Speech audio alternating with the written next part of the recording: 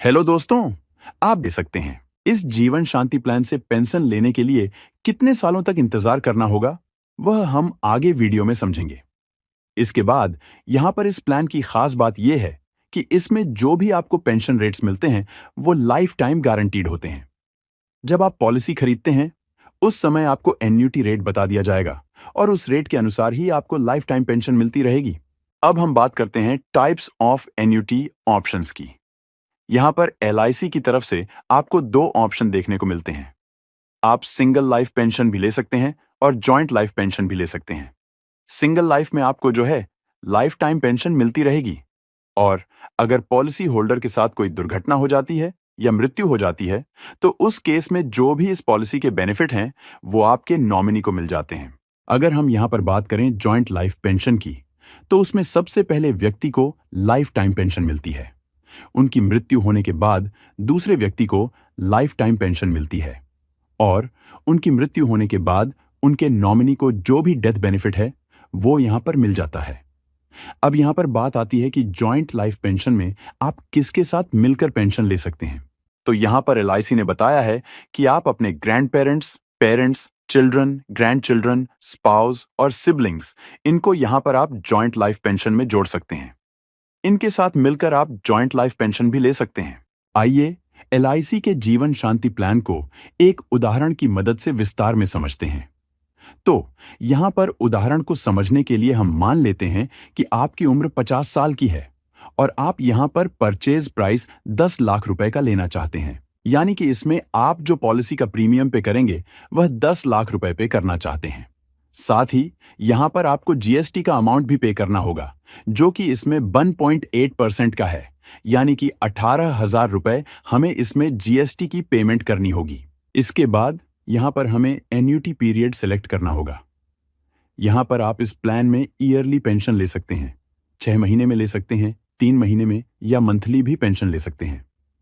अभी के लिए हम मान के चलते हैं कि आप ईयरली पेंशन लेना चाहते हैं। इसके बाद यहां पर हमें एन्युटी ऑप्शन सेलेक्ट करना होगा। तो अभी के लिए हम मान लेते हैं कि आप सिंगल लाइफ पेंशन लेना चाहते हैं, यानी कि सिर्फ अपने लिए इसमें पेंशन लेना चाहते हैं। अगर आप यहां पर दो लोगों के साथ मिलकर पेंशन लेना चाहते हैं तो आप जॉइंट लाइफ पेंशन भी ले सकते हैं। इसके बाद यहां पर हमें डिफरमेंट पीरियड सेलेक्ट करना होगा। तो अभी के लिए हम मान लेते हैं कि आप 5 साल का डिफरमेंट पीरियड लेना चाहते हैं। तो यहां पर एलआईसी ने आपको डिफरमेंट पीरियड चुनने का ऑप्शन दिया है।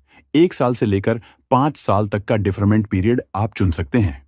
इसका मतलब यह है कि जितना समय आप चुनते हैं उतने सालों तक आपको इंतजार करना होगा और उसके बाद आपको पेंशन मिलना शुरू होगी। अगर आपने 5 साल का डिफरमेंट पीरियड लिया है तो इसका मतलब यह है कि प्रीमियम पे करने के 5 साल बाद तक आपको इंतजार करना होगा और उसके बाद आपको पेंशन मिलना शुरू होगी। तो अभी के लिए हमने उदाहरण में 5 साल का डिफरमेंट पीरियड मान लिया है। आइए इसको विस्तार में समझते हैं। तो यहां पर अभी आपकी उम्र 50 साल की हो चुकी है। प्लान को लेते समय आपको परचेज प्राइस प्लस जीएसटी पे करना होगा, जो कि यहां पर 10,18,000 रुपए का हो जाता है। इसके बाद हमारा डिफर्ड पीरियड 5 साल का है, तो 5 सालों तक आपको इसमें इंतजार करना होगा।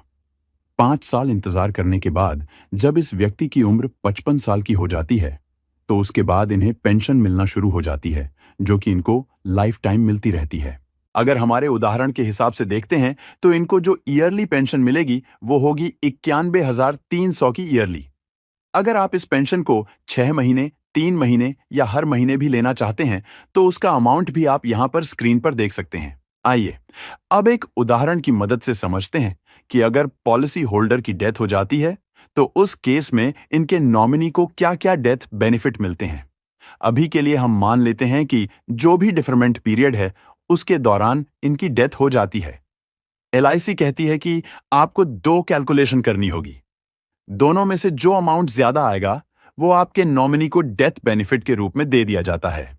तो चलिए हम यहां पर डेथ बेनिफिट की कैलकुलेशन करते हैं। तो यहां पर डेथ बेनिफिट को कैलकुलेट करने के लिए आपके नॉमिनी को परचेज प्राइस मिलता है और साथ ही जितने समय तक पॉलिसी चली है उतने समय का एडिशनल बेनिफिट मिलता है। ये एडिशनल बेनिफिट कैसे कैलकुलेट करना है वो हम आगे वीडियो में समझेंगे।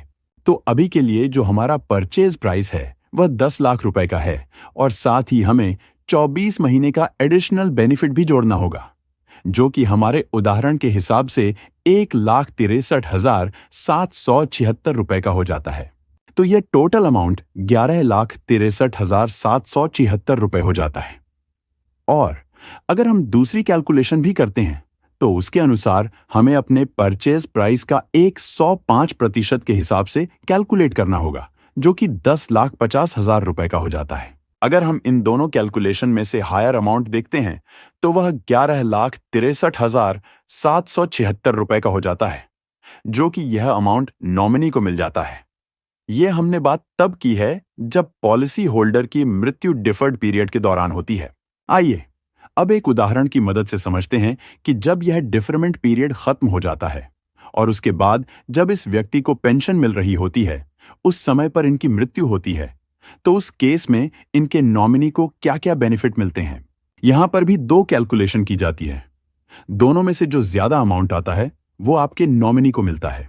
चलिए पहली कैलकुलेशन करते हैं, जिसमें आपको अपना परचेज प्राइस जोड़ना है और साथ ही एडिशनल बेनिफिट जोड़ना है। साथ ही उसमें से हमें माइनस करना होगा जितनी भी पेंशन पॉलिसी धारक को मृत्यु की तारीख तक मिल चुकी है। अभी के लिए हम मान के चलते हैं कि पॉलिसी धारक 2 साल तक पेंशन मिल चुकी है। इसके बाद इस व्यक्ति की मृत्यु होती है। परचेज प्राइस जो कि 10 लाख रुपए है वो मिलता है। साथ ही आपको टोटल एडिशनल बेनिफिट जोड़ना होगा, जो कि 60 महीने का होता है।